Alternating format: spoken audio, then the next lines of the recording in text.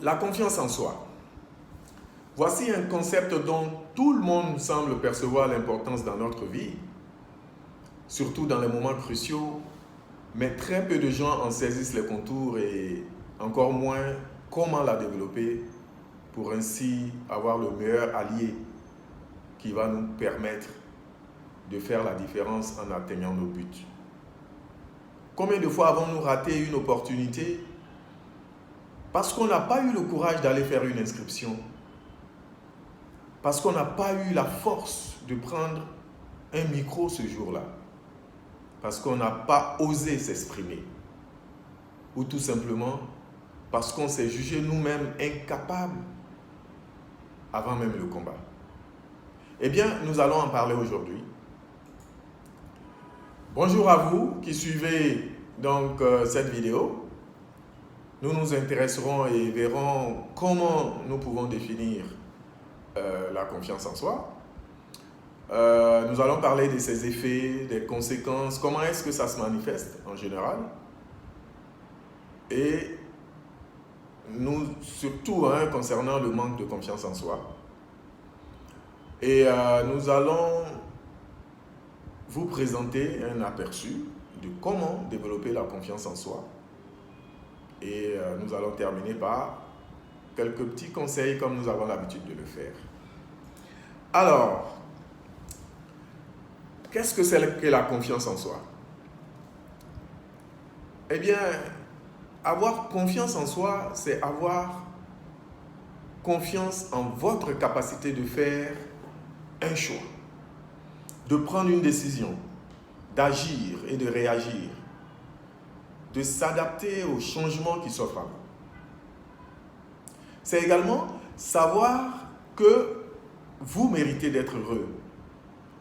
Ça va être une émotion que vous éprouvez face aux imprévus, aux défis de la vie, aux défis du quotidien. Et disons, par opposition à cette définition que je viens de donner, on en conclura que sans confiance en soi, il est difficile de mener une vie heureuse et accomplie. Et surtout de bénéficier pleinement de tout ce que la vie nous offre. Mais d'abord, qu'est-ce que la confiance en soi? Voyez-vous, lorsque vous souffrez de manque de confiance en soi, les obstacles à vos yeux sont souvent perçus comme des montagnes insurmontables. La moindre entreprise relève du véritable parcours de combattant parce que vous êtes déjà vaincu par la seule idée de devoir affronter tout cela. Vous verrez que la personne n'aura bien souvent comme seule pensée des idées du genre à quoi ça sert, à quoi bon puisque je n'y arriverai pas, je ne suis pas assez bon, c'est trop dur pour moi, etc. Et pourquoi? Et figurez-vous que toutes ces pensées limitantes vont venir tuer à la racine même toute initiative et tout votre élan. Sachez tout simplement que le manque de confiance en soi est un terrible handicap et qu'il faut y travailler constamment. Vous allez aussi noter que chez celui qui manque de confiance, par exemple, le moindre échec ou la moindre maladresse de sa part, tous ces éléments-là vont venir encore alimenter et creuser davantage ce manque déjà difficile à supporter. Et d'échec en échec, d'erreur en erreur, ce manque peut devenir un véritable fossé, n'est-ce pas? Qui à la longue va lui paraître de plus en plus sans solution. C'est pour cela que vous avez des personnes qui ont 40 ans, qui ont 50 ans, qui ont pris des habitudes, qui ne peuvent plus changer. C'est comme si ils ont accepté cette fatalité de ne plus pouvoir réussir à faire quoi que ce soit. Du coup, le manque de confiance en soi devient un terrible manque qui laisse dans la vie de ceux qui en souffrent des espèces de trous énormes des trous énormes comme ça qui vont les fragiliser davantage et toujours. Ok?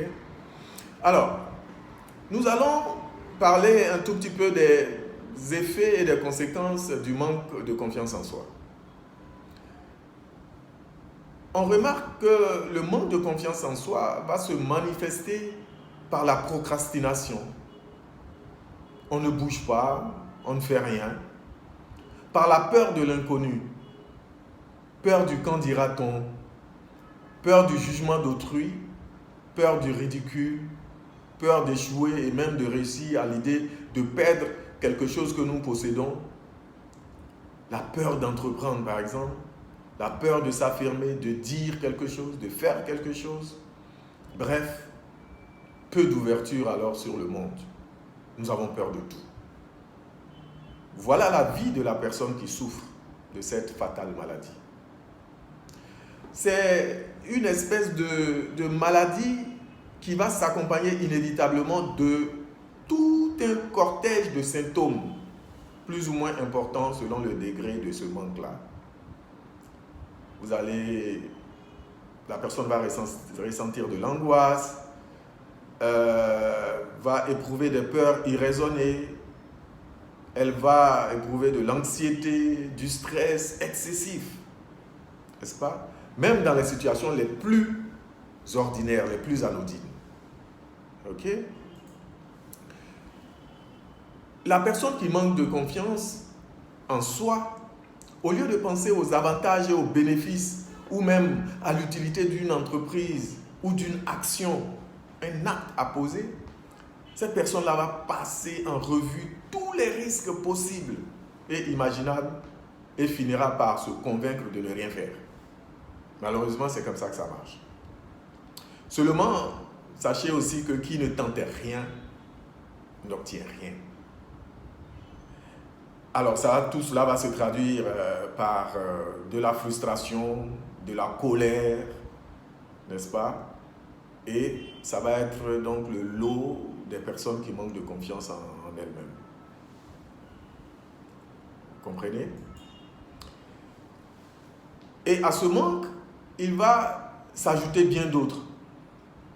Par exemple, le manque d'expérience pertinente. Puisque le concerné ne peut pas en acquérir à cause de sa peur même d'en développer ou de bénéficier. Il va y avoir le manque de contact, d'affection, puisque on a peur d'aller vers les autres. Le manque d'initiative, on ne veut rien faire, on a peur de tout. Le manque d'assurance, oui. Parce que comment faire pour en prendre sans entreprendre quoi que ce soit et surtout sans valoriser ce que l'on est? Vous allez forcément manquer d'assurance. Vous ne vous faites pas confiance. Vous ne valorisez pas qui vous êtes. Forcément, vous allez vous retrouver dans le creux de la vague. Ok? Alors, comment pouvons-nous en effet construire face à toutes ces difficultés, à toutes ces peurs? Comment est-ce qu'on peut construire une vie heureuse et épanouissante lorsqu'on n'a pas confiance en soi? Comment réussir sa vie dans tous les sens du terme lorsque le doute de soi règne en maître? N'est-ce pas? Vous doutez. Et c'est ce qui règne en maître dans votre vie. Alors, vous êtes dans des pensées négatives à tout moment et rien ne peut véritablement fonctionner. Voici autant d'effets et de conséquences qui sont liés donc au manque de confiance en soi. Et ayant dit tout ça, je pense qu'il est important maintenant de développer un tout petit peu ce que c'est, comment nous pouvons développer cette confiance en soi-là. Alors, vous allez vous efforcer de mettre en place et assurer la qualité de nouvelles fondations personnelles. Oui, c'est comme une maison. Si vous voulez lui donner une certaine forme, il y a la fondation qui doit être en ligne avec la forme que vous voulez donner à la maison. Donc, il faut vous bâtir une nouvelle fondation personnelle.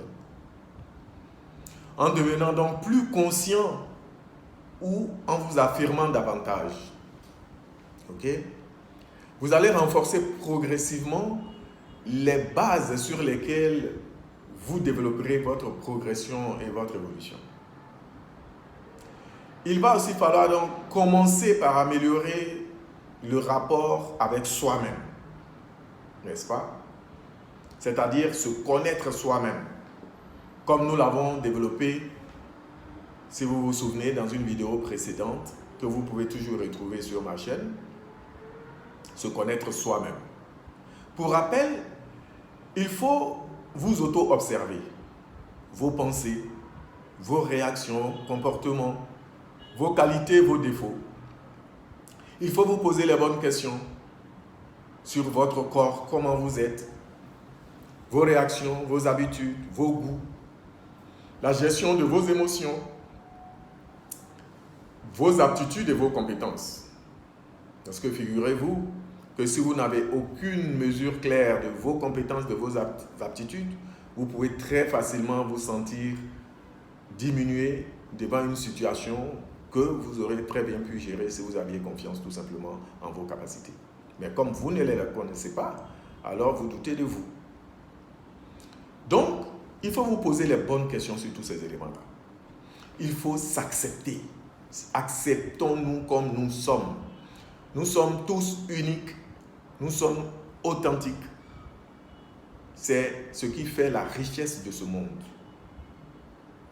Il ne faut pas se diminuer en pensant que nous sommes trop minces, nous sommes trop corpulents, nous sommes ceci ou nous sommes cela. Ceci n'a absolument aucune importance. Et ça, il faut qu'à un moment donné, vous puissiez vous accepter. Il faut, comme je le disais tantôt, écouter son corps, apprendre à se centrer sur soi-même pour mieux s'explorer. D'accord? Il faut vous libérer de la culpabilité. Voici un point très important. Parce que la culpabilité fait partie des principaux obstacles qui empêchent une personne de se faire pleinement confiance. Il faut donc vous débarrasser en affirmant votre droit au bonheur. Détendez-vous profondément et mentalement et répétez-vous à vous-même avec calme et tranquillité, par exemple, j'ai le droit d'être heureux, j'ai le droit de mener une existence heureuse et épanouissante, par exemple. Et si vous avez des difficultés à vous exprimer, par exemple, dans un milieu, répétez tout simplement, n'est-ce pas, comme quelque chose du genre j'ai parfaitement le droit de m'exprimer, c'est un droit pour vous. N'ayez pas peur de cela. Vous pouvez vous dire dorénavant je m'exprimerai librement, en toute confiance.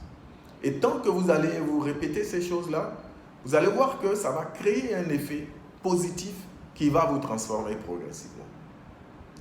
Ça marche toujours. Oui, je peux vous le confirmer.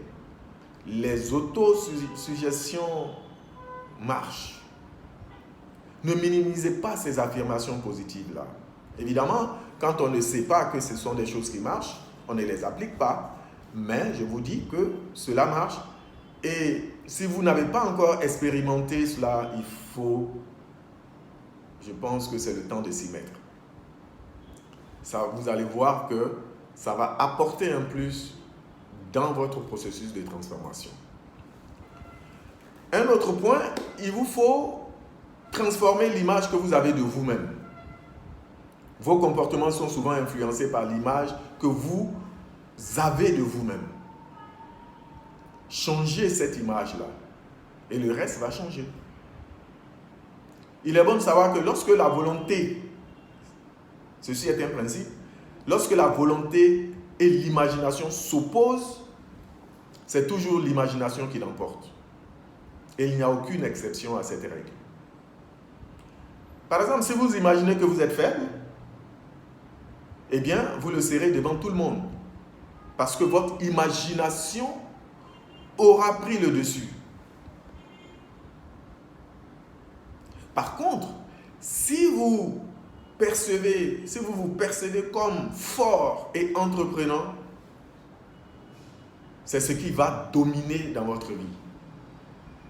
Donc, regardez ça de très près et appliquez ces principes-là. Prenez garde dans ce cas-là donc à ce sur quoi vous focalisez votre attention. Si vous focalisez votre attention sur quelque chose de négatif, eh bien, c'est dans cette auréole de négativité-là que vous allez vivre. Si vous focalisez votre attention sur du positif, évidemment, c'est ce positif-là qui va se présenter à vous dans votre vie. Et il vous faut donc développer des attitudes, j'allais dire, tout simplement positives. Un autre point, il faut assumer la responsabilité de votre vie. Oui, ne laissez pas votre vie dans la main des gens, dans la main de quelqu'un d'autre. Ceci va vous procurer une sensation de pouvoir et de liberté agréable. Cela sous-entend également que vous êtes prêt à assumer toutes les conséquences, positives comme négatives. Parce que la prise de contrôle là, dont on parle, ça peut être source de stress, n'est-ce pas? Parce que par principe, quand vous voulez être maître de votre vie, eh bien, attendez-vous à ce que certaines choses ne plaisent pas à d'autres. Il faut pouvoir faire face. Il faut pouvoir gérer tout cela harmonieusement en même temps. Il faut vous affirmer. Donc, il faut être dans une certaine affirmation de soi. S'affirmer ne signifie pas pour autant qu'il faille être égocentrique ou vouloir dominer, prendre le pouvoir à tous les niveaux sur l'autre ou sur votre entourage. Une affirmation de soi saine et bénéfique se fait dans le respect mutuel. En vous donnant le droit d'exposer et de défendre votre point de vue, vous donnez également la possibilité à d'autres d'exprimer leur vision. Et surtout, cela vous permet de respecter ces visions-là aussi. Notez que les personnes qui, sous couvert d'une forte personnalité, se répandent en paroles toujours plus que nécessaire, qui crient, qui imposent leurs idées, figurez-vous que ces personnes-là sont généralement en souffrance d'un manque de confiance en elles-mêmes, mais dont elles n'ont certainement pas conscience. Regardez bien ce point et vous comprendrez très bien qu'il est important de rester calme. Quand on a confiance en soi, on fait un certain nombre de choses dans le respect, dans le calme et généralement on atteint nos objectifs plus rapidement de cette façon-là. Alors, sachez aussi que affirmer sa personnalité va impliquer, pour certaines personnes en tout cas, une concession importante qui consiste à accepter de ne pas vouloir plaire à tout le monde. Si vous pensez que vous devez plaire à tout le monde, c'est sûr que vous n'allez pas pouvoir affirmer votre personnalité. En vous affirmant, vous vous donnerez la possibilité donc d'exprimer vos idées et vos points de vue. Cependant, ces derniers ne peuvent plaire à chacun et peuvent même provoquer parfois des réactions négatives de la part des personnes auprès desquelles vous les avez exprimées. C'est pas grave. Tentez aussi, dans la mesure du possible, de gérer ces questions-là avec harmonie. Oser l'affirmation de soi va impliquer l'authenticité et surtout la vérité par rapport à soi-même. Cela n'a rien à voir avec l'arrogance. Soyez prudents. Ok? Exercez-vous à l'autosuggestion grâce à des affirmations positives.